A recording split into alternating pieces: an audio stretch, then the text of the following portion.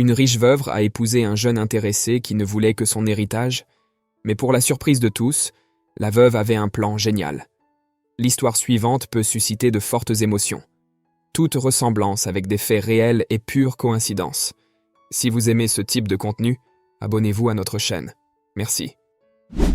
Dans la lumineuse printemps de Paris, la ville lumière brillait d'un éclat particulier.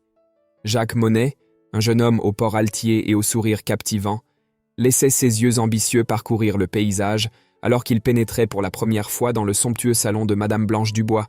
C'était une soirée de fête opulente où le luxe se déployait dans chaque coin, chaque détail étant méticuleusement planifié pour charmer.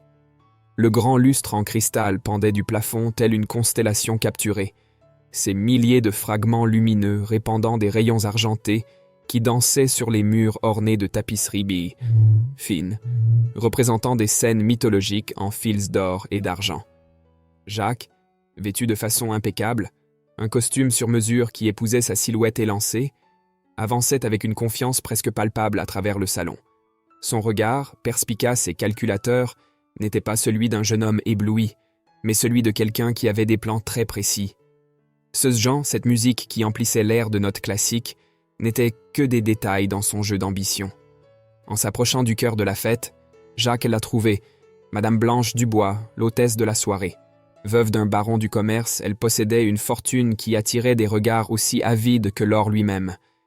Blanche, une femme encore dans la plénitude de sa beauté, avec des cheveux couleur ambre noués en un chignon élégant, portait une longue robe de soie bleue qui tombait doucement sur sa silhouette.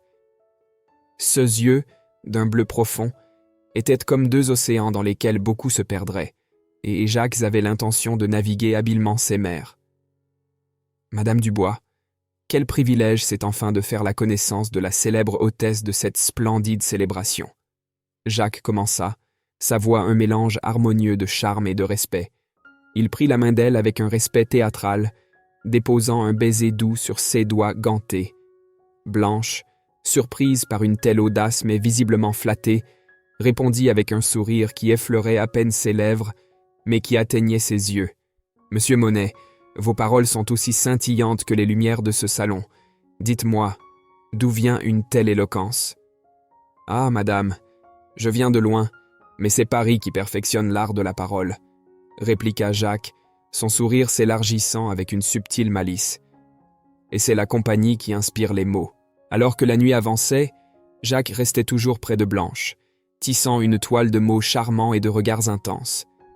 À chaque verre de champagne, à chaque rire partagé, il s'enfonçait plus profondément dans le cercle de confiance de Blanche, son charme comme un doux poison.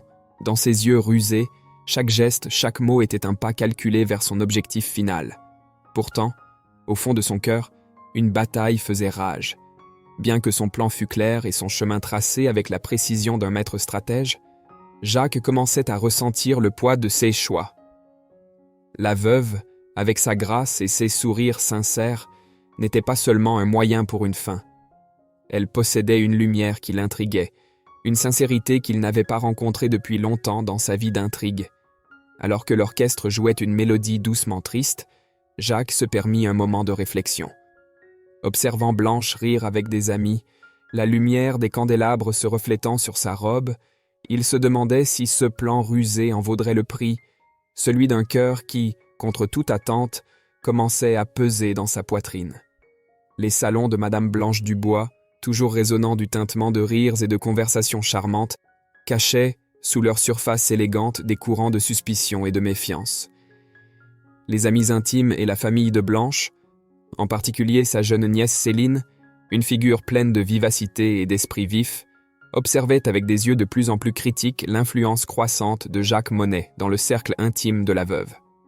Une nuit particulièrement étoilée, alors qu'un dîner élégant se déroulait dans le grand salon de la maison, les candélabres projetaient une lueur douce sur les porcelaines fines et les couverts d'argent étincelants. La table était dressée avec une précision artistique, exposant un menu promettant des délices capables de satisfaire les palais les plus exigeants. Cependant, le vrai drame se déroulait dans la subtile toile de conversation autour de la table. Céline, assise à droite de sa tante, lançait des regards furtifs à Jacques, qui occupait fièrement la place d'honneur aux côtés de Blanche. La jeune femme, mue par un mélange de préoccupation et de méfiance, vit à ce moment-là l'opportunité d'exprimer ses appréhensions. « Ma chère tante Blanche, il y a des rumeurs qui me préoccupent concernant Monsieur Monet, commença Céline, sa voix un murmure conspirateur. Il y a des murmures sur son passé, des choses obscures que nous devrions peut-être considérer avec prudence. » Blanche, majestueuse dans sa robe de soie nocturne, ornée d'un éblouissant bijou d'émeraude qui capturait la lumière et reflétait la profondeur verte de ses yeux, se tourna vers sa nièce avec un sourire serein. Son geste fut lent, élégant, comme si chaque mouvement faisait partie d'une danse bien répétée. « Ma chère Céline, le monde est toujours plein de rumeurs, surtout à Paris, » répondit Blanche, sa voix aussi calme que le lac par une nuit sans vent. « Mais vois-tu, le canard à l'orange de ce soir mérite bien plus notre attention, n'est-ce pas? Le chef Laurent s'est véritablement surpassé. » Céline, frustrée par cette esquive mais pas surprise, reporta son regard sur le plat devant elle, remettant en question intérieurement la sagesse de presser le sujet ce soir-là. La conversation autour de la table tournait maintenant autour des délices culinaires, des dernières opéras joués et des projets pour la saison estivale à Biarritz. Jacques, pour sa part, contribuait avec son charme habituel, tissant des louanges au talent du chef et à la beauté incomparable de l'hôtesse. La nuit avançait, les bougies brûlaient bas, et la musique douce d'un quatuor à cordes remplissait les espaces entre les conversations. Blanche, toujours gracieuse hôtesse, riait et souriait, mais ses yeux capturaient parfois la figure de Jacques, reflétant une complexité d'émotions qui allait au-delà de la façade sereine. Céline, observant tout avec une prudence de plus en plus aiguë, se rendit compte que l'influence de Jacques était déjà profondément enracinée et que sa tâche de protéger sa tante serait plus difficile que prévu. Alors que le dîner prenait fin et que les invités se levaient, applaudissant la magnifique hospitalité de Blanche, la jeune nièce prit une décision silencieuse. Elle enquêterait davantage sur l'énigmatique Monsieur Monet, car le bien-être de sa tante était plus important que toute étiquette sociale ou dîner raffiné. Le prêtre commença la cérémonie, sa voix résonnant solennellement dans l'espace sacré. « Nous sommes réunis ici aujourd'hui pour témoigner de l'union de Jacques et Blanche dans le saint mariage. » Lorsque vint le moment des vœux, Jacques regarda dans les yeux de Blanche, son ton doux mais ferme. « Moi, Jacques, te prends, Blanche, pour épouse, pour aimer, honorer et protéger tous les jours de notre vie. » Blanche, d'une voix claire contrastant avec la délicatesse de sa silhouette, déclara « Moi, Blanche, te prends, Jacques, pour époux, promettant de partager avec toi tout ce que je suis et tout ce que j'ai, dans la joie et dans la tristesse. » Alors qu'ils échangeaient leurs alliances, l'éclat des bougies se reflétait sur les anneaux d'or, symbolisant une union éternelle, mais les yeux de Céline, observant attentivement, capturaient la complexité des expressions de Jacques, un mélange de conquête et de prudence. À la fin de la cérémonie, tandis que les nouveaux mariés remontèrent l'allée sous les applaudissements chaleureux, Jacques murmura à Blanche « Nous en sommes qu'au commencement. » Blanche, tenant son bras, répondit avec un sourire énigmatique « Et que ce début soit, Jacques. » Alors que les invités célébraient, les nouveaux liens de Jacques et Blanche promettaient non seulement un avenir partagé, mais aussi un jeu de pouvoir et de passion où chaque pas était calculé. Le doute et l'espoir s'entremêlaient en cette nuit dorée d'automne, témoignant de la naissance d'une alliance aussi éclatante qu'incertaine. Alors que Jacques Monet s'adaptait à sa nouvelle vie de luxe, aux côtés de sa femme Blanche, un monde d'opulence et de privilèges s'ouvrait à eux. Les voyages devenaient une constante, une série d'escapades vers des destinations éblouissantes qui semblaient tirées d'un conte de fées moderne. Blanche se révélait une compagne enthousiaste, sa joie sincère à la découverte de nouveaux endroits était palpable. À Rome, elle riait fort en explorant les anciennes ruines, enchantée par l'histoire que chaque pierre semblait chuchoter. Son sourire était aussi lumineux que le soleil italien, irradiant un bonheur qui contaminait tous ceux autour d'elle. « Regarde, Jacques, imagine tout ce qui s'est passé ici, » disait-elle, en tournoyant entre les colonnes du Forum romain, les yeux pétillants d'émotion. Jacques, la suivant avec un sourire indulgent, répondait par une observation perspicace ou une anecdote historique, mais ses yeux trahissaient parfois une impatience croissante. La beauté de Rome, bien qu'impressionnante, n'était pour lui qu'un autre décor pour des photos et des souvenirs qui serviraient à embellir le récit de sa vie réussie. Nice, la situation se répétait. Les plages exubérantes, avec leurs sables fins et leurs eaux bleues turquoises, étaient le terrain de jeu parfait pour Blanche. Elle courait le long du littoral, riant tandis que l'eau mouillait ses pieds, totalement immergés dans la beauté du moment. « C'est comme un rêve, n'est-ce pas, Jacques? Tellement différent de Paris !» s'exclamait-elle, se jetant sur le sable et l'invitant à s'asseoir à côté d'elle. Jacques s'asseyait à ses côtés, un sourire sur le visage, tandis que ses yeux erraient sur l'horizon. « Oui, c'est magnifique », acquiesçait-il, son esprit cependant calculant les jours, réfléchissant aux affaires qu'il avait temporairement laissées derrière lui, aux investissements et aux connexions qu'il devait encore cultiver. La vie sociale du couple était également remplie d'événements exclusifs, des dîners avec l'élite, des galas de charité, des premières d'opéra. Blanche rayonnait à chaque événement, son rire contagieux remplissant les salons, son charme et sa grâce en faisant la chouchoute de beaucoup. Elle flottait de conversation en conversation. Un toast ici, un commentaire chaleureux là, toujours authentique dans son intérêt pour les gens. Jacques, en revanche, se déplaçait avec une précision presque mécanique. Pour lui, chaque événement était une opportunité de réseautage, chaque poignée de main, une porte possible vers de nouvelles opportunités d'enrichissement. Son étiquette était impeccable, son sourire charmant, mais ses yeux froidement calculateurs perdaient rarement de vue le véritable objectif de sa présence. Au fur et à mesure que les mois passaient, l'impatience de Jacques devenait de plus en plus difficile à dissimuler. Alors que Blanche vivait chaque instant avec une joie insouciante, Jacques comptait les jours, de plus en plus absorbé par ses plans et ses ambitions. La disparité entre leur motivation et celle de Blanche créait une tension subtile, une fissure dans la façade parfaite de leur mariage, que lui seul semblait percevoir. Alors que Blanche se délectait de la magie de leurs aventures, Jacques planifiait silencieusement le prochain pas de sa quête d'ambition et de désir de pouvoir. Au fil des saisons, les fissures dans le mariage de Jacques et Blanche commençaient à s'approfondir, bien qu'invisibles aux yeux de la société qui les entourait.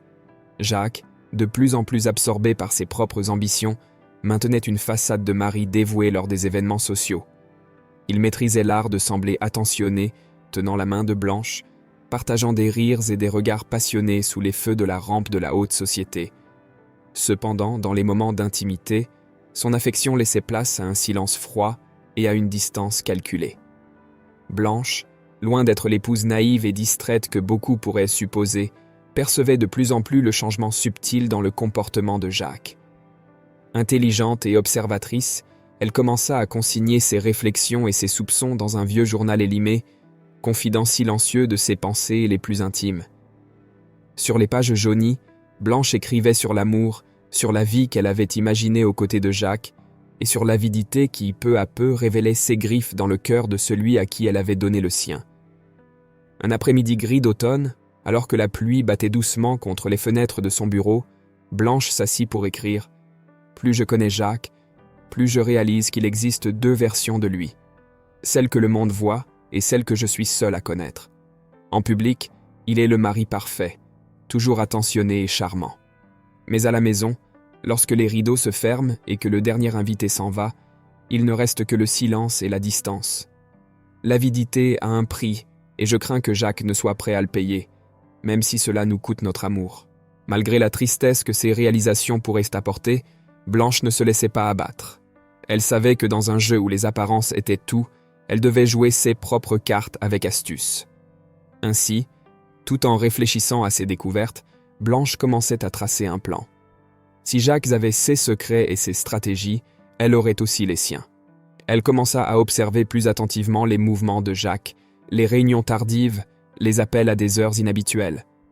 Blanche cherchait à comprendre non seulement les motivations de son mari, mais aussi comment elle pourrait utiliser cette connaissance à son avantage. Dans son journal intime, elle décrivait chaque observation, chaque petit détail qui pourrait être utile. Lors des événements sociaux, Blanche continuait à jouer le rôle de l'épouse aimante et charmante. Son sourire était aussi convaincant que celui de Jacques, ses rires aussi cristallins. Mais derrière chaque geste, il y avait une femme qui non seulement comprenait le jeu, mais qui était prête à devenir une joueuse clé. Ainsi, entre la façade publique d'un mariage heureux et les pages secrètes d'un vieux journal, Blanche Dubois se préparait non seulement à survivre au jeu de son mari, mais aussi à redéfinir les règles selon ses propres termes. Pour le 2e anniversaire de mariage, la demeure de Blanche Dubois brillait d'une lumière spéciale, reflétant l'importance de l'événement qu'elle avait méticuleusement orchestré. Une fête surprise pour Jacques, une célébration élégante et riche en symbolisme, allait commencer sous le voile de la nuit parisienne. La décoration était un hommage à la vie conjugale de Blanche et Jacques, avec une touche de grandeur et de mystère. Chaque pièce de la maison était décorée avec raffinement, mettant en valeur des moments clés de leur mariage. Des photographies de leur voyage à Rome et à Nice, des instants capturés avec des rires et des regards admiratifs, étaient exposés dans des cadres en argent poli. De grands arrangements floraux, similaires à ceux du jour du mariage, embaumaient l'air d'un parfum doux et nostalgique. Des bougies tremblotantes illuminèrent les couloirs, créant une ambiance à la fois accueillante et énigmatique.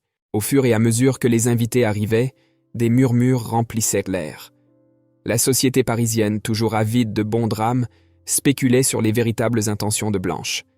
Est-ce juste une célébration, ou y a-t-il quelque chose de plus derrière ce spectacle ? Commentait une invitée, son regard astucieux parcourant la salle à la recherche d'indices. Un autre, un ami proche de Jacques, se penchait pour répondre, sa voix basse empreinte de suspicion. Blanche est une femme aux multiples facettes. Qui peut dire si cette fête est un geste d'amour ou le prélude à une vengeance plus élaborée ? Blanche, consciente des chuchotements, se déplaçait parmi les invités avec la grâce d'une parfaite hôtesse. Sa robe de soie bleu ciel flottait autour de ses pas. Chaque mouvement semblait chorégraphié avec précision, chaque sourire et salut soigneusement calculé pour maintenir l'image de l'épouse dévouée et heureuse. Lorsque Jacques arriva, surpris et visiblement impressionné, Blanche était à la porte pour l'accueillir avec un baiser passionné. « Joyeux anniversaire de mariage, mon cher !» murmura-t-elle, son regard fixé sur le sien un peu plus longtemps que nécessaire. « J'espère que tu aimeras la surprise. » Jacques, bien que momentanément désarmé par la grandeur de l'événement, reprit rapidement son assurance. « Tu me surprends, Blanche, vraiment. Tout est incroyable, » disait-il, alors que sa main trouvait la sienne, la serrant avec une intensité que seule elle pouvait comprendre. Alors que la soirée avançait, Blanche observait Jacques interagir avec les invités, son sourire ne vacillant jamais. La musique emplissait le salon principal, où les couples dansaient sous les lustres cristallins. Elle se joignait à Jacques pour une danse, leur corps se mouvant en harmonie avec le son d'une mélodie douce. « Tu as pensé à tout, n'est-ce pas ?» murmurait Jacques alors qu'ils dansaient. « Comme toujours, » répondait Blanche, la douceur dans sa voix masquant la froideur de son regard. « C'est notre anniversaire, après tout, une nuit à se rappeler. » Ce que Jacques ne savait pas, c'était que Blanche avait préparé bien plus qu'une simple fête.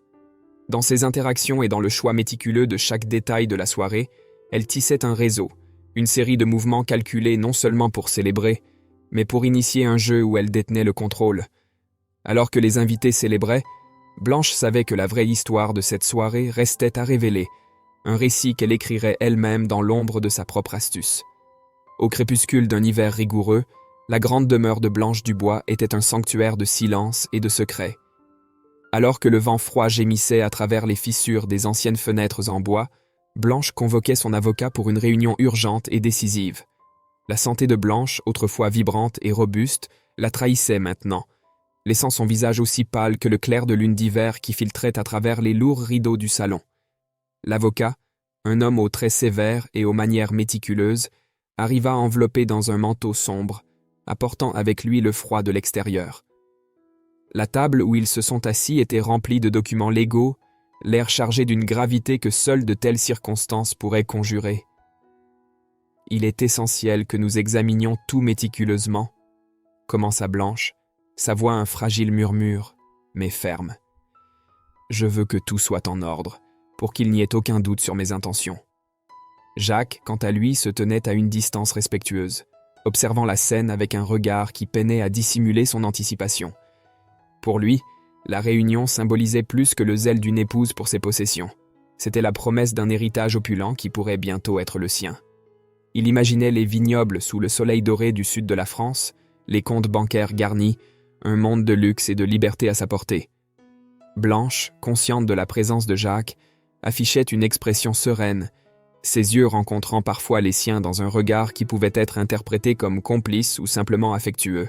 « Assurez-vous, s'il vous plaît, que tout soit distribué comme stipulé ici », disait-elle à l'avocat, en désignant une clause du document qui semblait centrale pour ses dispositions. L'avocat acquiesça, sa plume déchirant le silence à chaque mot noté, chaque clause révisée. « Tout sera fait selon votre volonté, Madame Dubois. Il ne subsistera aucun doute à ce sujet. » Au fur et à mesure que la réunion avançait, les chuchotements entre Blanche et son avocat étaient ponctués d'une formalité qui laissait peu de place à la compréhension de la véritable nature de leurs intentions. À chaque page tournée, à chaque signature apposée, l'avenir de Blanche était scellé dans des mots légaux, mais le contenu de ces mots restait enveloppé de mystère. Jacques, essayant de contenir son impatience et son allégresse, s'approchait lentement, comme s'il ne voulait pas interrompre, mais que sa curiosité le poussait à s'approcher davantage. « Tout va bien, ma chère ?» demandait-il avec une douceur étudiée, sa voix un baume de préoccupation et d'amour. Blanche, se tournant vers lui avec un sourire à la fois énigmatique et gracieux, répondait « Oui, mon amour, je m'assure juste que tout reste comme il se doit. Pour nous. » L'ambiguïté de ces paroles laissait Jacques momentanément désarmé, un frisson d'incertitude traversant la confiance de ses attentes. Il souriait, essayant de dissimuler son anxiété, tandis que Blanche reportait son attention sur l'avocat, murmurant quelques instructions supplémentaires. Lorsque l'avocat partit enfin, Jacques et Blanche se retrouvèrent seuls dans le salon désormais éclairé uniquement par le feu mourant dans la cheminée.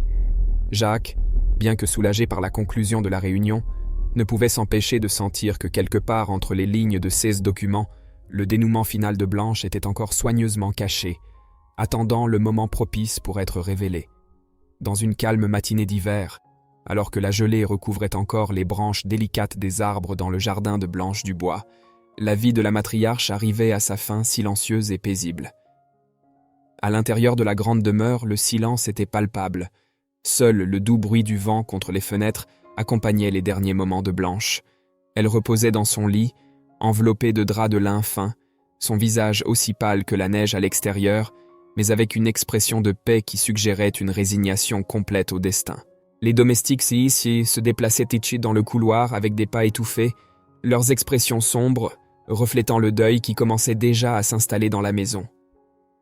En contraste avec le calme résigné de Blanche, Jacques semblait consumé par une anxiété presque vorace. Il marchait de long en large dans son bureau, les mains entrelacées derrière le dos, le regard se détournant fréquemment vers l'horloge murale. La mort de Blanche marquait non seulement la fin d'une ère, mais aussi la prémisse de révélations qui pourraient changer complètement sa vie. Au fur et à mesure que la journée avançait, les proches et les amis proches commencèrent à arriver, apportant avec eux des chuchotements de condoléances et, inévitablement, des spéculations sur le contenu du testament de Blanche. C'étaient des murmures emplis de curiosité et, pour certains, de convoitise, qui s'entrelaçaient avec les rituels de deuil, formant une toile complexe d'émotions et d'attentes. Jacques, toujours attentif, saluait chaque invité d'un signe de tête ou d'une poignée de main, son sourire superficiel à peine dissimulant l'impatience qu'il ressentait. Dans son esprit, les scénarios se déroulaient avec chaque possibilité que le testament pourrait révéler. Il avait passé les dernières années aux côtés de Blanche, jouant le rôle de mari dévoué, et maintenant, tout dépendait des mots scellés dans ce document. Enfin, le moment de la lecture du testament arriva.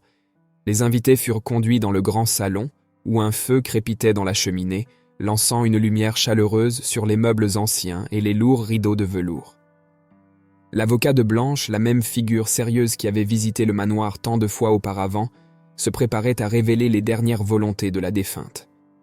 Jacques s'assit au premier rang, son cœur battant à un rythme qu'il luttait pour contrôler.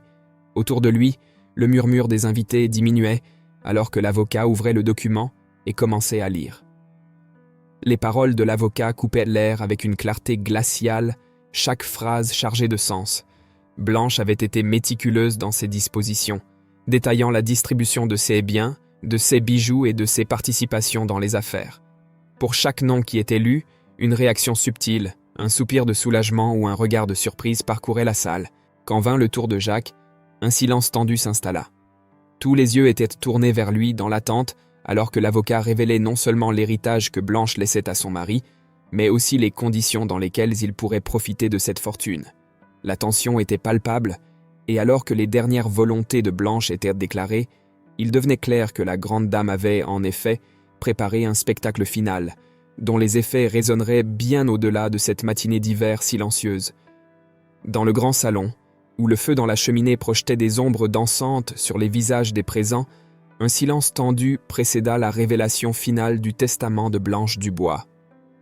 L'avocat, d'une voix ferme et claire, lut les dispositions qui déterminèrent le destin de la vaste fortune de la matriarche.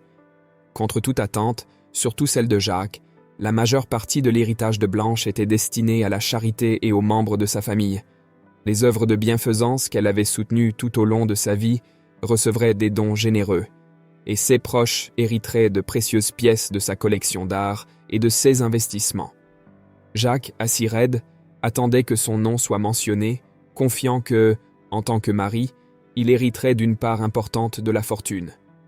Cependant, l'avocat arriva enfin à la partie qui le concernait, révélant que Jacques ne recevrait qu'une petite maison de campagne, située dans une partie reculée et moins développée de la France.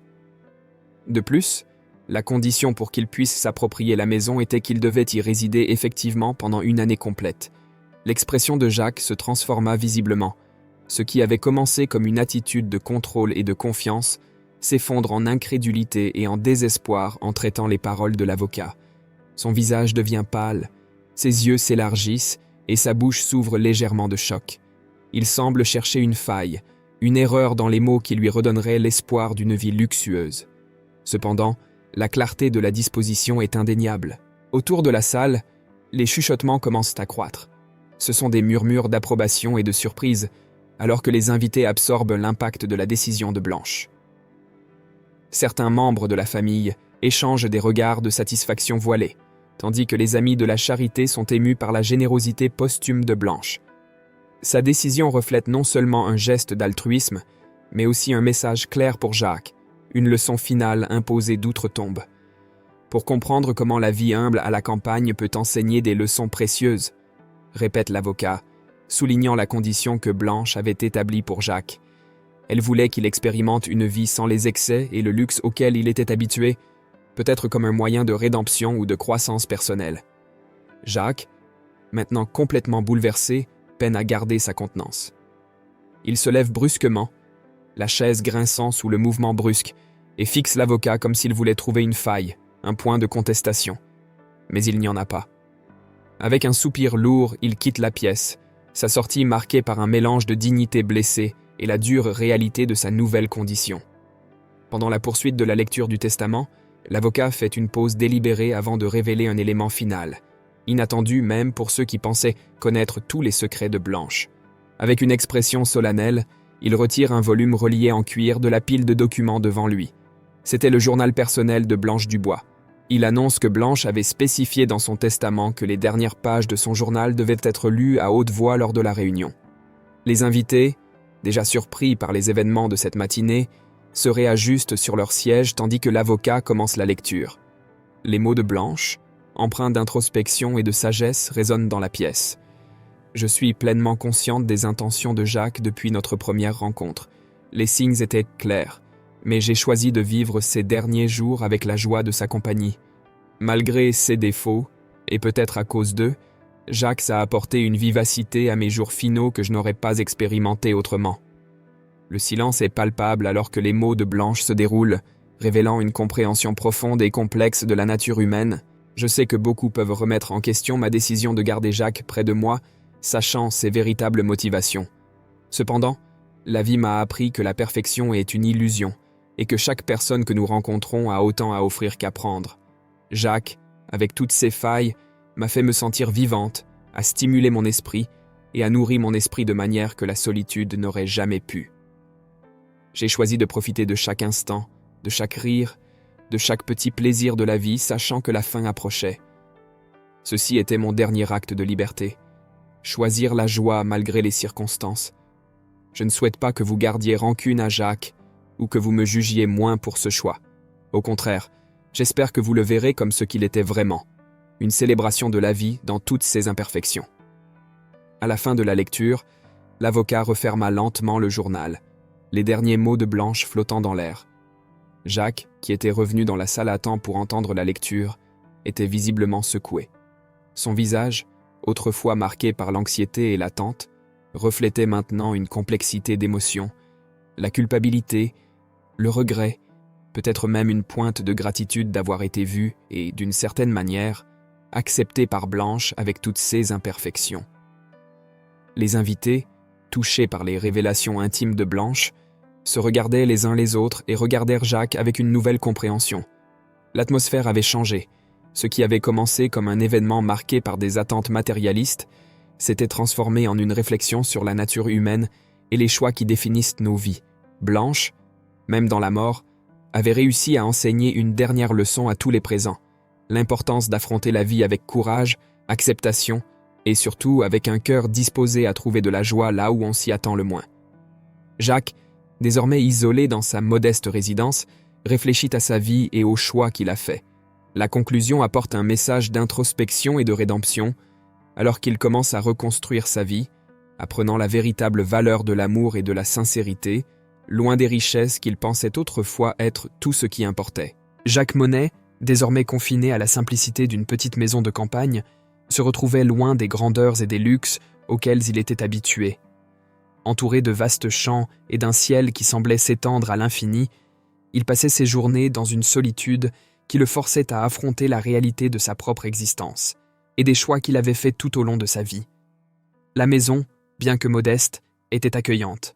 Les planchers en bois craquaient sous ses pas, et le feu dans la cheminée rompait le silence des jours les plus froids. Chaque pièce, chaque meuble simple, servait de rappel constant des conditions imposées par le testament de Blanche. Vivre là-bas pendant 1 an était sa tâche, mais alors que les jours se transformaient en semaines, Jacques commençait à réaliser que c'était une opportunité pour bien plus que simplement remplir une obligation. C'était sa chance pour une véritable rédemption.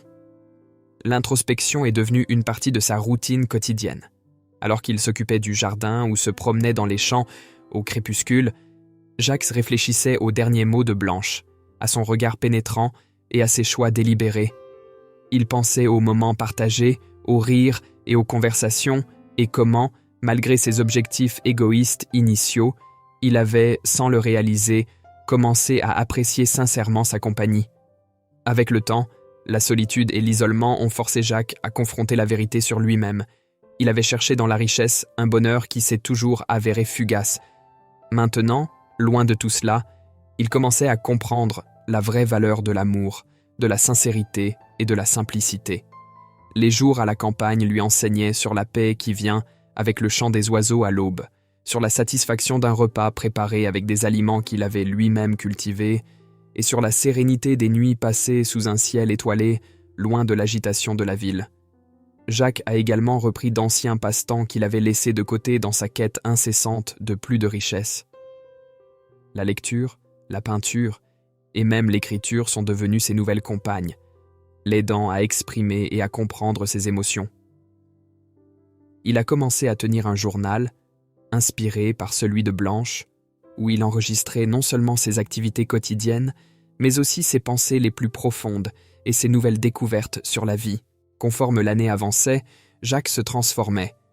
L'arrogance et le matérialisme qui le définissaient ont laissé place à un homme plus réfléchi et humble, quelqu'un qui commençait à apprécier les vrais plaisirs de la vie. Il apprenait à vivre de manière authentique, à se connecter avec les gens et le monde d'une manière qu'il n'avait jamais imaginée possible.